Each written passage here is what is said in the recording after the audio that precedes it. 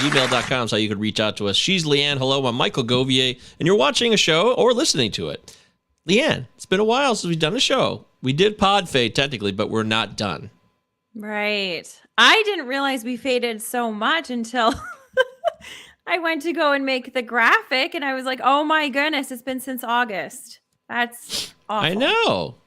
Yeah, it really surprised you last night. You're like, oh my God, wow, it's been since August? What happened? Where'd the time go? Yeah, it just flew. But I'm glad that we're back. I'm super excited. I'm really, really happy that we're doing this.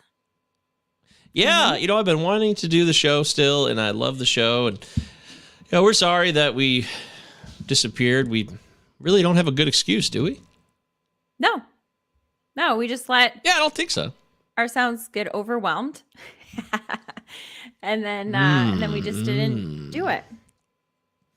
Yeah, every day goes by, and you start saying things how you want to do them. Like, yeah, we should do a show again. We should do the show again. Me and Leanne said that a bunch of times. Like, yeah, so when do you want to do it? And then we never got a good answer out of either one of us, and time kept going by. Next thing you know, 3 months could go by without doing the thing that you wanted to do that you actually talked out loud about. That's what's so fascinating about this to me, because when you have plans or you have a commitment that you've made and you think you want to do it, but you don't do it, does that mean you don't want to do it?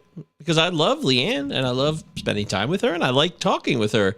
And I like this show because we try to be honest about what's going on around us. And a lot of celebrities have hijacked wellness and all that stuff. Like wellness podcast, a well-being podcast. They have ruined it for a lot of people. And I think a lot of you got turned off like, I'm so sick of this. And the market was flooded. And I may have let that get to me as well. So I just know that this show is an important show. I always said it was the most important show I do. So that's why I didn't quit. I'm still here. I'm very proud of you. Yes. I'm proud of you. Proud of us. I think the other thing that happened is we had a change in life circumstances. I'm going to get rid of this background. Who cares? We don't need it. Aw, poor baby. So, yeah. So our place changed. Well, our place changed. So that changed kind of the dynamic of the way that we were doing the show. And so then it turned into, instead of, we were in, and this is like a really good thing just in general life, we were in a very consistent way of being, that it was, we had our date and that's when we would show up and I would put my green screen on at my house. You would do the same thing. We would go on, do the hour show, and that was it. And then it changed and we could start seeing each other. And then it was, okay, when are we going to do it? Are we going to do it on the weekends? Are we going to do it separate? Are we going to do this? And then when we got to this house, it was like, okay, we're going to do it in a different place. There was just too much. They're all excuses. But I think now we just finally made the decision. We're going to do it. And I like that we're doing it separate. So he's downstairs, I'm upstairs. But I still like that because I like this kind of dynamic that we can both be talking, but we're not just like, I'm looking up at you while you talk kind of thing. Yeah. I'm looking at you, you look at me. We were really squeezed in down here when we did it one time with Michelle Dickinson. That was the last show we did. And now we're still doing the book club. The book club is alive and well. Leanne just finished doing the book club about 15 minutes ago. Yep. It's pretty intense, huh? I really, really love our book club. So we have probably, there's about, I don't know, like 10 to 12 of us that come in regularly. And then we've got a couple people that will sway in and sway out. They'll come for some chapters, some books, whatever. But there's like a core of us. And we've now been doing it for, how long have we been doing it? Has it been a year? Couple years. 2 years? So at least. We have a really good rapport, which we're still open to having people. So if you're listening to this and you're like, oh, I want a book club, I want to come, you're more than welcome to. But we all have such a good rapport and we're all open to like having major conversations. So I don't think we've ever had one book or one even book club meeting that everybody was just in agreement and we're like, yeah, that was wonderful. And no, I agree with everything that was said. There's always like, no, I didn't agree with this thing, or I didn't like the way that made me feel, or it's always really cool conversation. So today, this book surprisingly for me, because I love it, but it has a lot of very heated conversations. So we're doing How to Win Friends and Influence People, written in the 30s. I think it's still very relevant today. There's quite a few people inside of the group that do not. Oh, come on, guys. So the conversations are awesome. Like, I'm really, really enjoying it. We're about halfway through. We're going to be done. We're going to do it we always do it every week. Monday, 8 a.m. Eastern time until 9 p.m. We start on time, we end on time. And they're very dedicated to the timeline. We do. So, and we're going to be doing the book right up until Boxing Day, or the 26th. Hey, Boxing Day! You guys have a Boxing Day in America? You know we don't, my love. Come on. Right. Boxing Day it's a British-Canadian thing. It's not an American thing. Oh, that's a shame. So we're going to be doing it right up until then, and then we're starting a brand new book in January.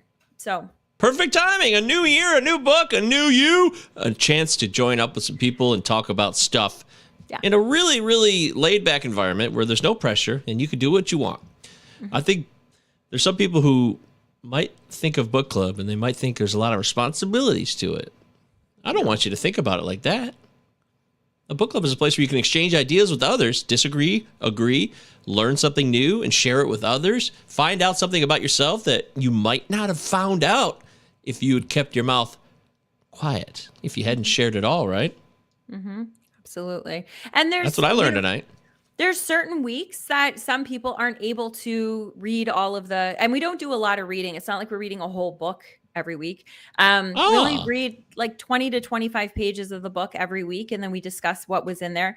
But some people, life happens and they can't do it, but they show up anyway, which is awesome. So because it's become more of a community too. So sometimes it's a highlight of the week, to be able to be with your friends. So another thing that I wanted to bring up that we just brought back too is the Facebook Messenger group.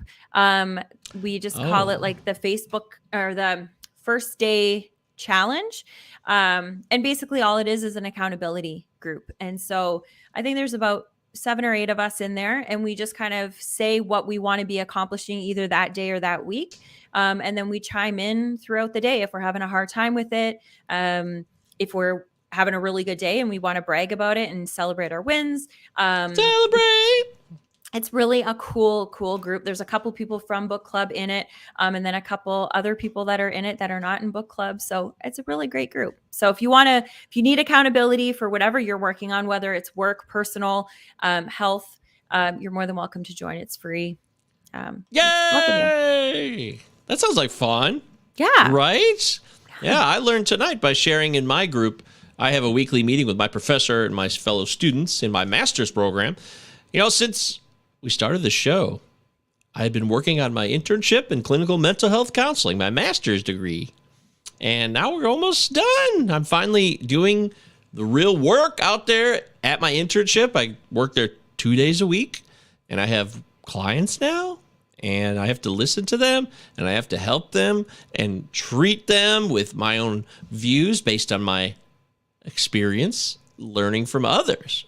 So that's all counseling is. You learn from others, and then you share that with them, and then they hopefully can learn something about themselves so that they can have a overall well-being that's improved. Has your well-being improved because of others, Leanne? No. Absolutely. No. Absolutely. I can't imagine. Wait. Why am I hearing myself if you're listening through your headphones? That's weird. No, it's not that. It's not your microphone. Don't worry about that. It's just something I noticed. It sounds like there's a speaker then that would be audible because I'm hearing it through here. This is the magic of doing shows. We're live, but we're not in the same spot. We're in the same house, but we're in different areas of that house. Anyways, do you want me to go upstairs? I want you to go sleep. Go sleep. We have a very high bed now, too. I hope nobody falls out of the bed and dies because it's way up there. It's like 3 feet off the ground. So. Don't say that. I know. But when you learn from others, you get to maybe share something with someone who's never heard that piece of information that you've learned. That's what's so cool about sharing and wisdom and empowerment. And yeah, that's what our logo says here. Shared wisdom and education and empowerment. And we don't mean that in a virtue signaling way. We just truly mean that we together all learn from one another. So if you feel overwhelmed, Leanne and I felt overwhelmed a lot. Probably, right? Yes. Yeah. Are we living our best life? No. Why not? Because we're letting life get... So for me, I've been really... there's been certain times that I'm really feeling overwhelmed. And what I'm getting excited about is I used to get overwhelmed and I would go into these cycles where I would be like overwhelmed and then I was just like, couldn't handle myself and it would last a lot longer. Now I can kind of feel what's happening. And when I'm becoming aware of it, I'm able to get myself out of it. But a lot of the times I just let myself stay in it. I don't know why. I just let myself stay in it. Because it's what you know. It's what you've learned, and it's comfortable. Sometimes it's just comfortable to do what you know and what's safe, even though you know it's not what you want. So yeah, well, we got a lot of time to think too, or maybe you don't. Maybe that's why nothing changes for certain people. You don't have enough time to think. You're busy taking care of the kids. You're going to work. You're running around. You're thinking about things you want to do tonight, tomorrow, next week, this summer, vacations, responsibilities, and you don't even stop to say, oh my God, that plan I had for myself, that was 2 years ago. Whoops. We don't want to. I saw a great video today from Laird Hamilton. Laird Hamilton is a surfer. Do you know who Laird Hamilton is? No, I'll have to look him up. Yeah, his name's Laird. Laird. He's married to Gabriella Reese. She was a volleyball player for the United States in the 90s. She's very popular because she was super tall and she kind of looked like a model too. Anyways, they're married and they are really into healthy living and taking care of themselves, which we all should be. It shouldn't be something we say like, they're really into healthy living, but we're not. Right. Me and Leanne, we're really into healthy living.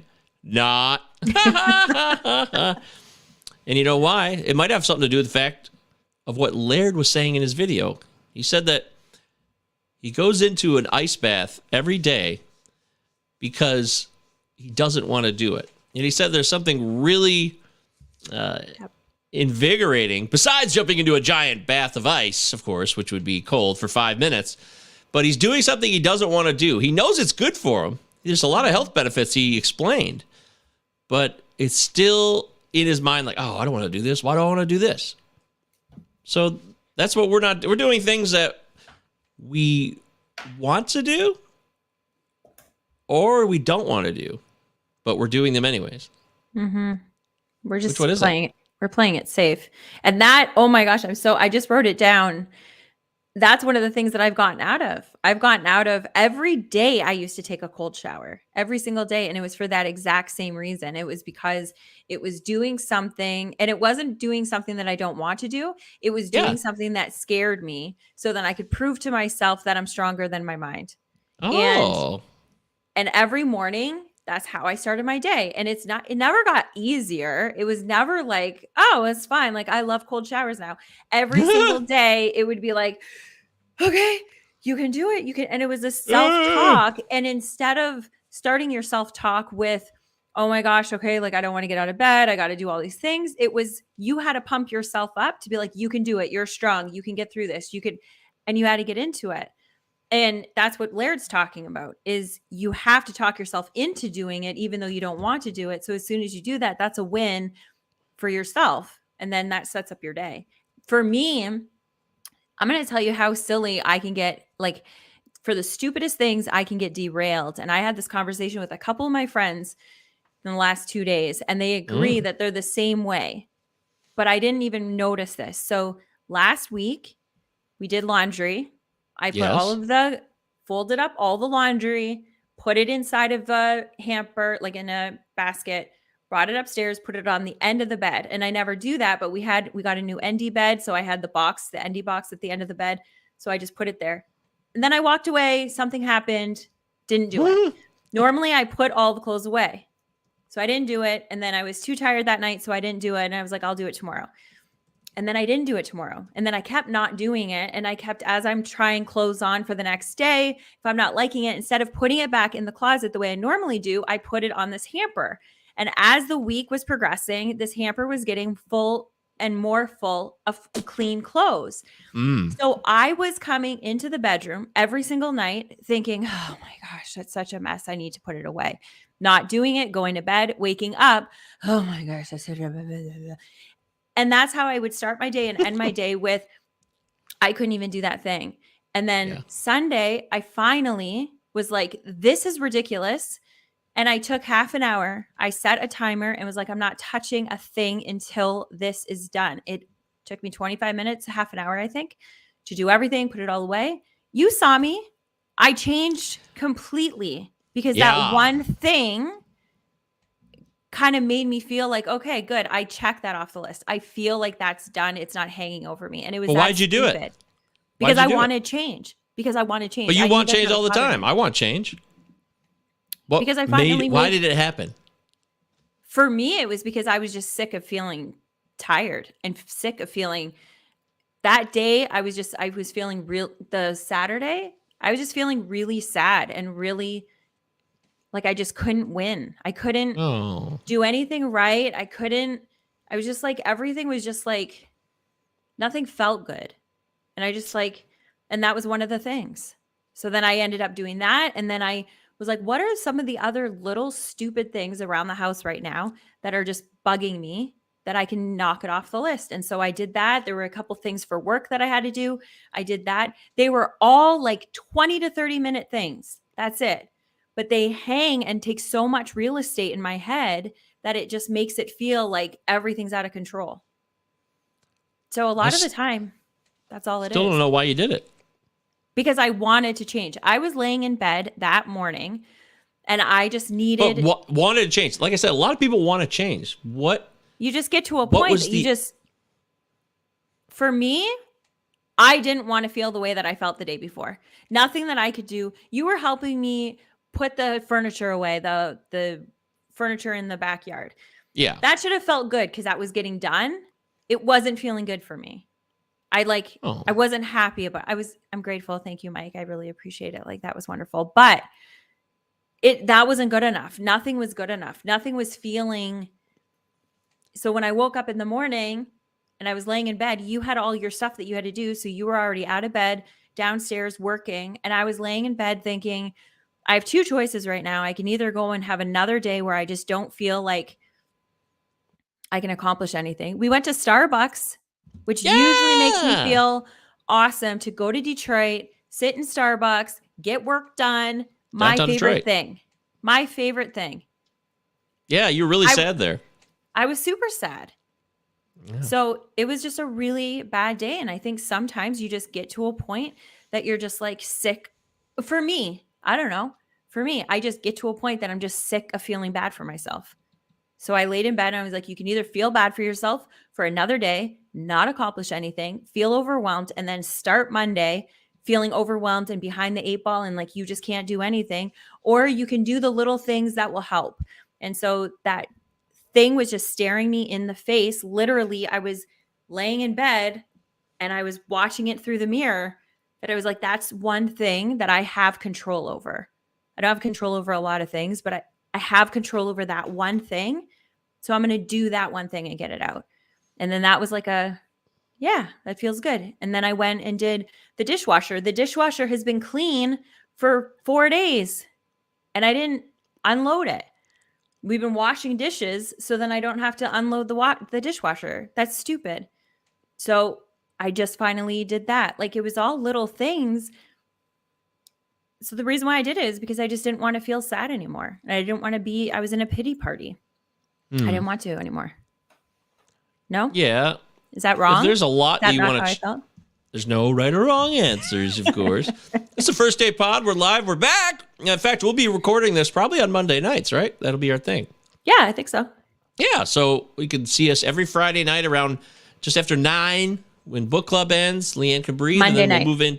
Yeah, Monday night around 9:15 p.m. Eastern Standard Time.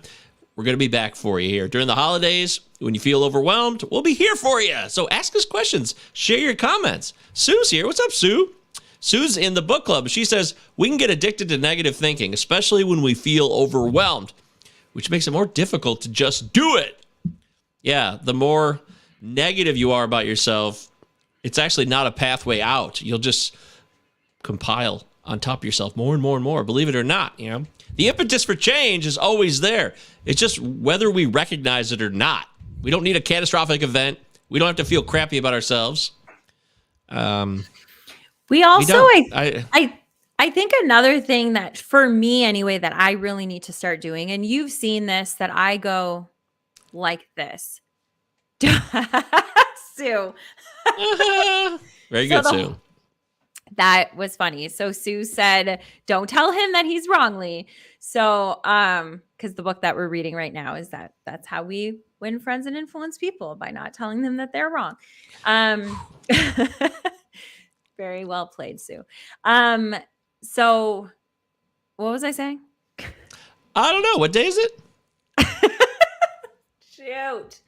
No, we were just talking about the impetus for change and negative thinking. It doesn't have to get so bad that you finally make a change after you have a heart attack or you find yourself in a intensive care unit or a psychiatric evaluation because you've become so negative. Negative thinking on top of itself could be really useful, actually, because it makes you feel how you really feel. So I can actually see both sides of it. But if you just continually look at yourself as, I suck.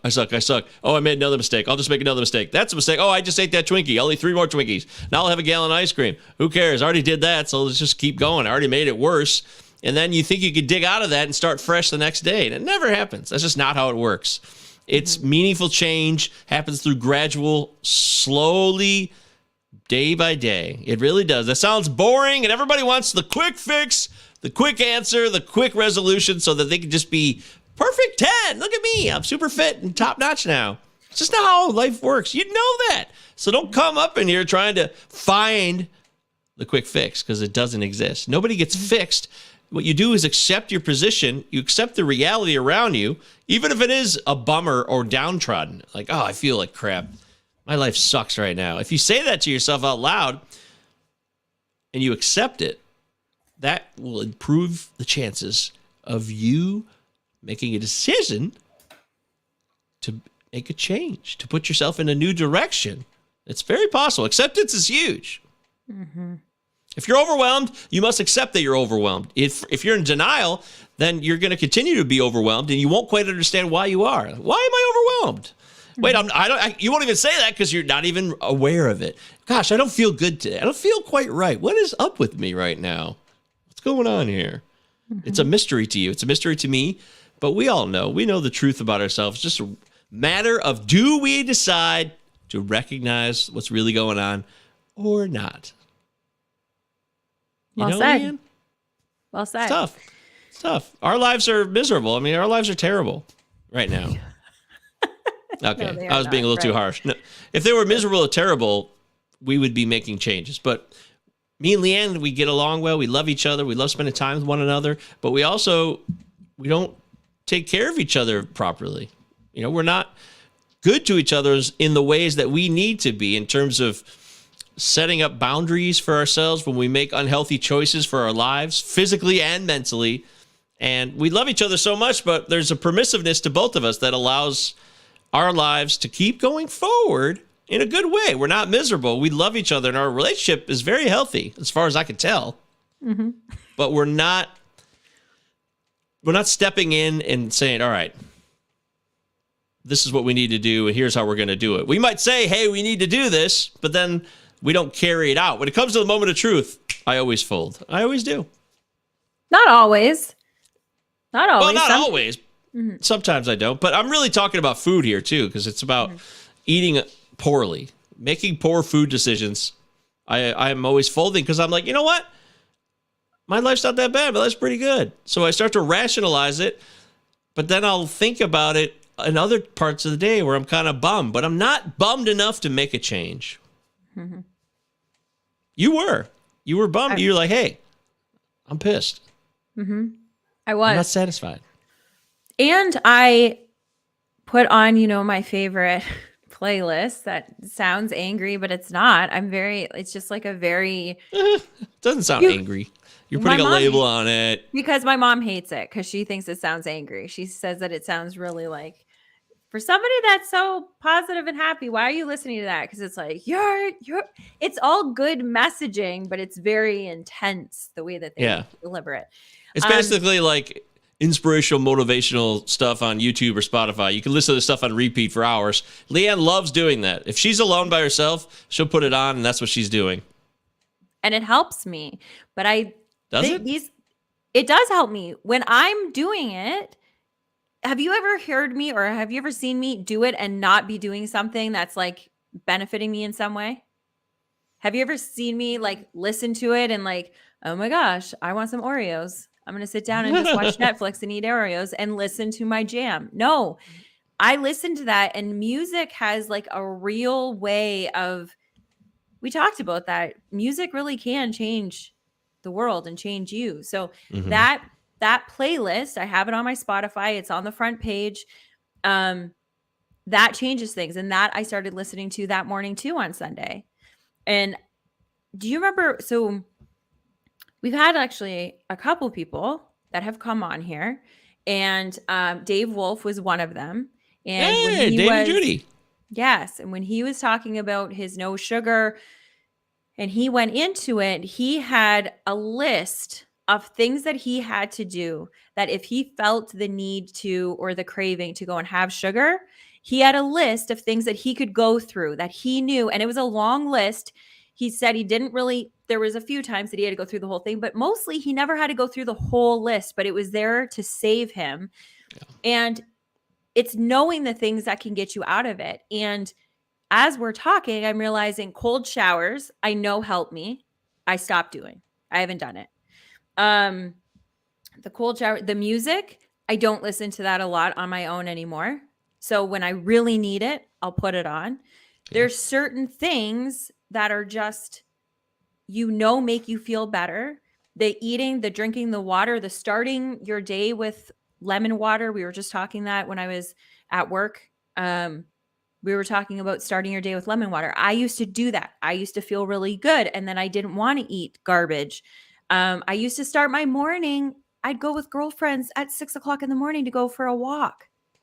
That made me feel good. And I've given up all of these things slowly.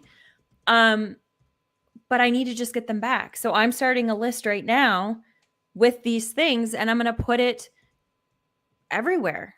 I'm going to put one upstairs. I'm going to put one in the kitchen. So then I can remember that when I'm feeling like when I'm overwhelmed, I can go and do these simple little things. Grounding. I haven't been out grounding in a long time. I used to do that all the time. Every single day, I made it a priority to go out for 5 minutes with my shoes off in the ground. And I haven't done that I don't remember how long I've done that. Yep. Hey, you're right. That's very honest of you. I appreciate you saying that, because I know how you feel, because we're both doing things. So we're not trying to like constantly harp on our lives. I don't want to spend all my time harping on what I'm not doing right or the things that I'm doing poorly. That's not why I live. I don't exist to do that. Yeah, I don't. I don't exist to be that way. I like to make fun of myself and crack jokes, but I want to live a long, healthy life, and I want to be as productive as I can. Mm-hmm. But, the one thing we haven't mentioned, and it has to be mentioned, is we are living in a culture and society that is very unhealthy. And so we try to figure out what's wrong with us instead of looking at what's going around outside of us. And that's something that's very important to this discussion. We talked to Mikey Ahedo about it last year when he talked about the structures we live in and the mental health. We just assume that there's something wrong with us always. We don't look around and think about the policies and the decisions and the advertising and all these things that influence us daily. So just remember that. It's not just you, okay? It's what is happening all around us. And remember how important that is. Yes, you can control some of your own variables and create change for yourself by doing what Leanne did. She sat down, she folded clothes. She's like, all right, I'm going to do this right now. You can do that.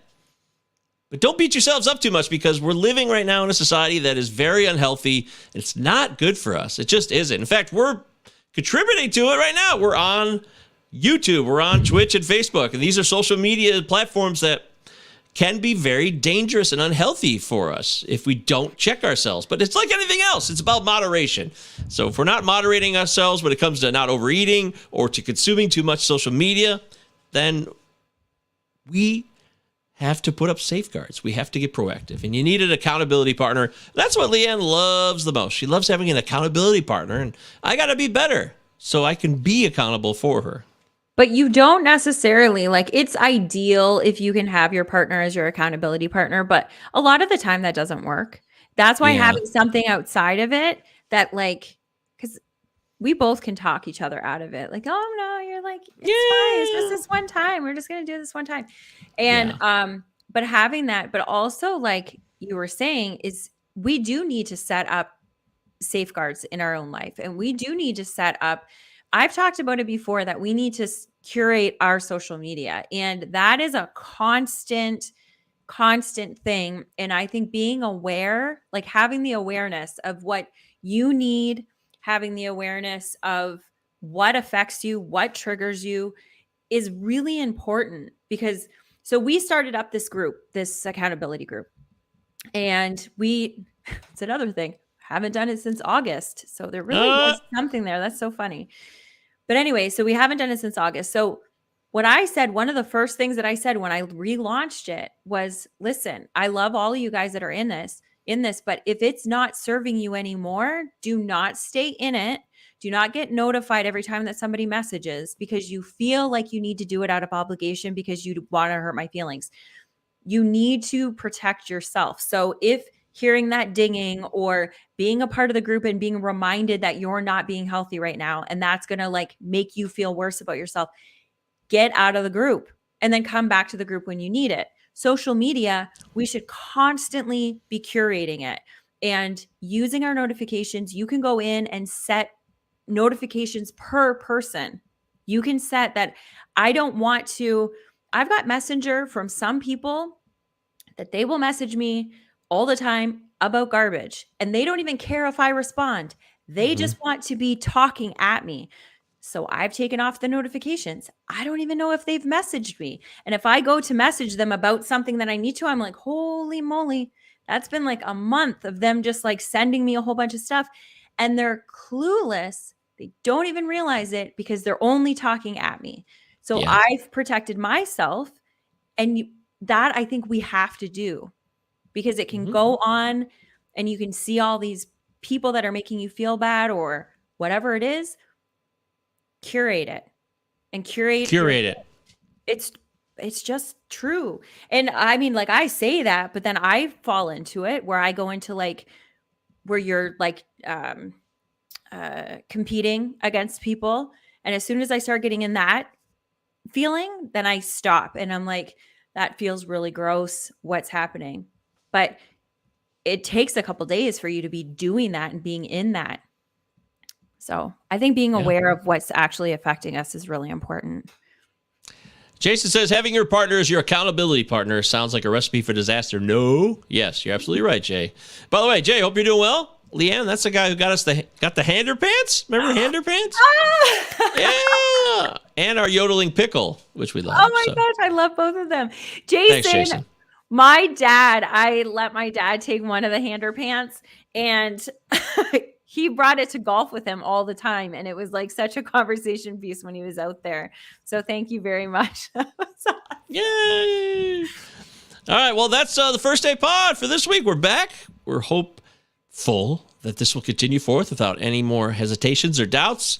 Monday nights, we'll get on the air here. You can listen to the podcast version anytime you want to on your preferred podcast platform. Love you too, Jay. You're a good man. You. And make sure you subscribe to the YouTube if you get a chance. And if you never rated us with a 5-star review on Apple Podcasts, do that, please. Or